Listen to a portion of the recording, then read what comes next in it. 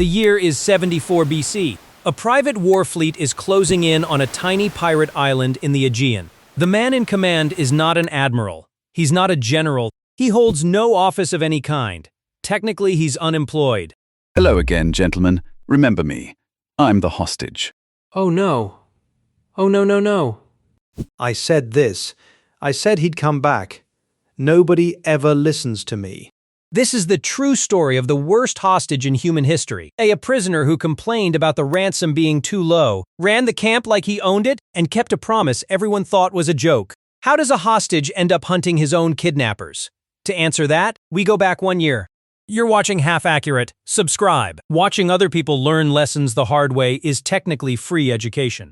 First, forget everything you're picturing. No eye patches, no parrots, no skull flags.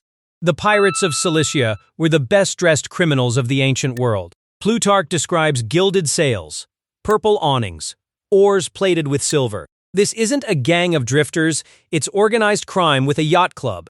1,000 ships, allegedly 400 raided towns, fortified harbors down here, in what's now southern Turkey, and Rome's official policy on all of it. We'll circle back to it. Why would Rome allow that? Hold that question. The answer is embarrassing, and the embarrassed party is not the pirates. They even had a signature bit. Plutarch describes it. When a captive announced he was a Roman citizen, expecting the name alone to terrify them, the pirates would gasp, apologize, bow, even dress him in his toga. Then they'd lower a ladder into the open sea and cheerfully invite him to walk home. Sir. 1,000 apologies, sir. The exit is right this way, sir. Criminals with a comedy routine. Confident, rehearsed, undefeated. Relax, boys. Kidnapping has rules. A system. We're professionals. Nothing surprises us anymore. He was about to be very surprised. Winter, 75 BC. Near the tiny island of Pharmacussa, pirate sails close around a merchant ship. Standard procedure: surround it, board it, sort the passengers by resale value. Captain, we got merchants, we got sailors, and some kind of fancy Roman. Excellent. Romans are premium stock. Careful with this one, boys. Don't scratch the merchandise. Now, put yourself in that Roman sandals, armed pirates storming your ship. Your future depending on strangers with knives. You would have panicked. You panic ordering coffee.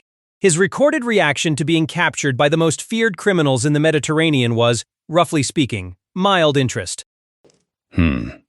This is going to be a story someday. Captain, the prisoner is smiling. Why is the prisoner smiling? Seasickness. They all get it. Ignore him. No, but seriously, who is this guy? Fair question. His name is Julius Caesar, 25 years old. Not yet the Caesar with the laurel wreath and the trust issues. Right now, he's a broke law student on his way to grad school. Public speaking classes. On roads. A broke law student who had already said no to the dictator of Rome. When Sulla, a man who published lists of people he'd like to see dead, ordered 19-year-old Caesar to divorce his wife as a loyalty test. Caesar refused. To the dictator. You wouldn't have said no. You apologize to furniture when you bump into it. Sulla let him live, but warned his advisors that this kid contained many Mariuses. Dictator speak for keep an eye on that one? It wasn't a compliment. It was a weather warning. And on the pirate island, the weather warning had one personal rule. Velleius records it. Through the entire captivity, he never took off his shoes, never loosened his belt, day and night.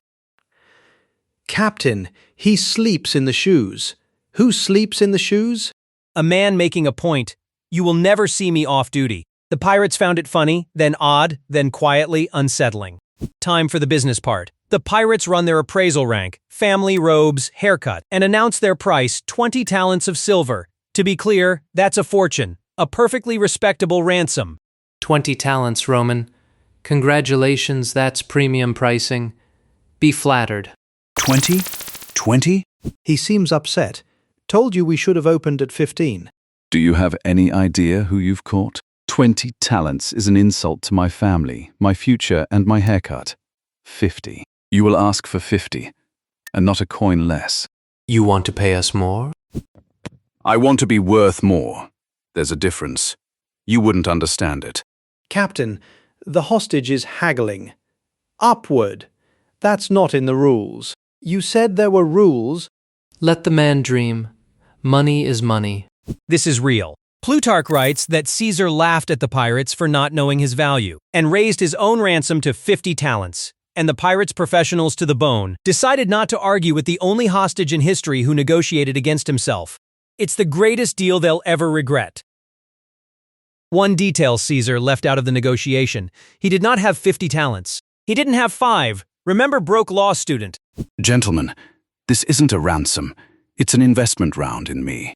So he ran his own kidnapping like a project manager. Day 1. He fired most of his own entourage, sent them off to raise the money from the Roman cities of Asia. He kept exactly 1 friend and 2 servants, surrounded by several hundred pirates. This bothered him not at all. Take your time. Get the full 50. If anyone offers 45, walk away. Captain, he's giving his own ransom collectors sales advice. And good advice. I like this kid. He respects the industry. And the cities actually paid Miletus front and center. Let's make that number physical. 50 talents is 1.3 tons of silver, roughly 2,600 years of a Roman soldier's salary, for 1 law student with excellent hair. Why would entire cities empty their vaults for 1 kid? Partly politics, partly fear, and partly the question I told you to hold. Here is the embarrassing answer. The pirates' core business was never ransom. It was people. Slaves sold by the shipload at the market island of Delos, where Strabo writes that 10,000 human beings could be bought and sold in a single day. And the biggest customer at that market was Rome itself. Roman plantations needed hands. Pirates supplied them. So for 40 years, the superpower officially condemned piracy and unofficially kept the receipts.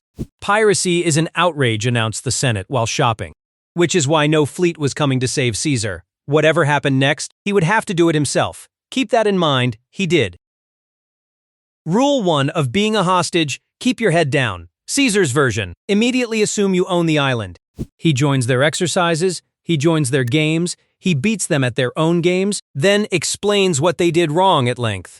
Your javelin form is a disaster, Brutus, the pirate. Elbow up again. My name isn't Brutus. It is now again. When he wanted to sleep, he didn't ask for quiet. He sent orders for quiet. Plutarch says he'd dispatch a messenger to command several hundred armed criminals to keep it down. Captain, the hostage says we're being too loud. And why are you whispering? Because he said so. 38 days. The kidnappers were tiptoeing around their own hostage by day 3. And then there was the poetry. Caesar was training to be an orator, and an orator needs an audience. He had one. It was legally required to stay. Gather round. Tonight's poem is about glory. And me. They're all about me, really. Poem 47. Every evening, speeches, verses, recitals, and when the reviews came in lukewarm, Caesar to their faces called his captors illiterate savages. Captain, he called us illiterate savages. In verse. It rhymed. Ha! What a funny little guy. It's like having a tiny, angry senator as a pet. The pirates loved him, genuinely. They'd caught hostages who cried, hostages who begged, hostages who fainted. They'd never caught one who gave them homework. What they thought they had, an entertaining rich kid with a leading man complex. What they actually had, a to-do list with a heartbeat. Because mixed in with the poems and the javelin coaching, Caesar kept saying one specific thing, calmly, cheerfully, repeatedly. By the way, lovely dinner once my ransom arrives and I'm free. I will raise a fleet. Come back to this exact island, capture every last one of you, and crucify you all. Anyway, who's doing the dishes? Ha! He's joking, boys. It's the famous Roman humor. Is it though, Captain? Is it? He has a list. I've seen him working on a list. Relax. We're professionals. What's he going to do? Rent a navy? He was not joking. Plutarch is explicit about this. Caesar told them in advance exactly what he was going to do to them. Word for word, the pirates filed it under adorable. Remember that folder? It comes back. Day 38. The silver arrives from Miletus. The pirates, honorable businessmen that they are, release their favorite guest on the coast, wave goodbye, and go right back to work. Pleasure doing business, Roman. Come back anytime. Oh, I will. Caesar walks into the port of Miletus, a free man, a free, private, 25-year-old with no office, no command, and no legal authority. He then does the single most Caesar thing imaginable. He raises a fleet anyway, ships, armed men, immediately. Let's be precise about the legal situation. There wasn't one. Velleius, a Roman historian, writing with a straight face, calls him a private citizen without authority. This is a 25-year-old renting warships on pure confidence. The harbor master stamped the papers without looking up. Now, his revenge plan had one obvious flaw: finding one crew in the entire Mediterranean. Except, he didn't need to look. They were still there. Same island, same anchorage. A fortune in silver on board. 38 days to think about his promise, and they had not moved the ships. You know, sometimes at night I still hear his poems.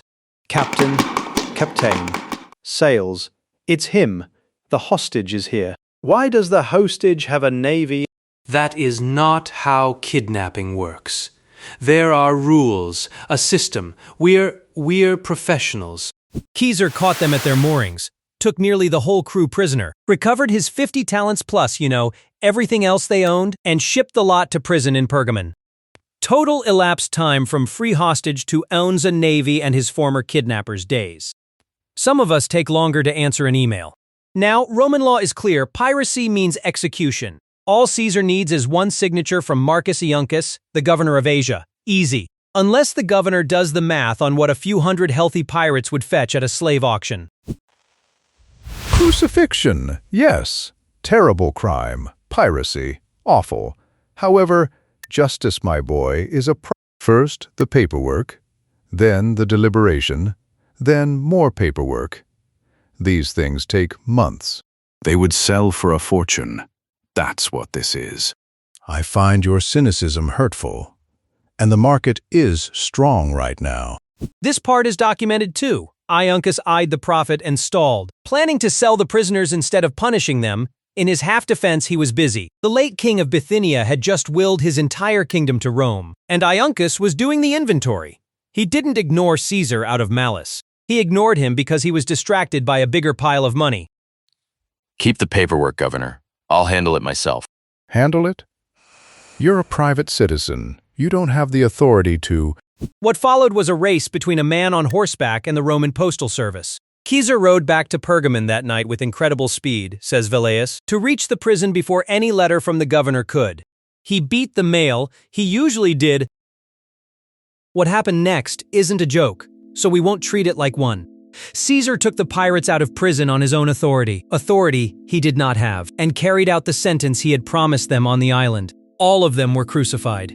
One detail, recorded by Suetonius, because they had treated him well in captivity, Caesar had their throats cut first, sparing them the slow death. By the standards of Roman justice, that was mercy.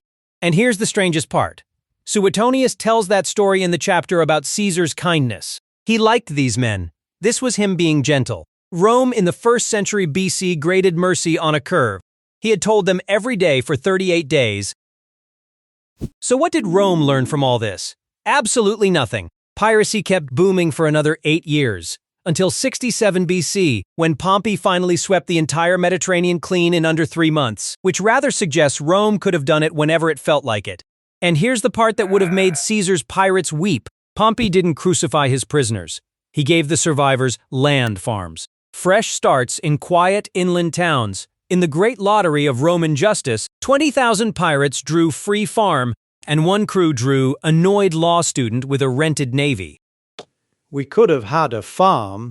Timing, as they say, is everything.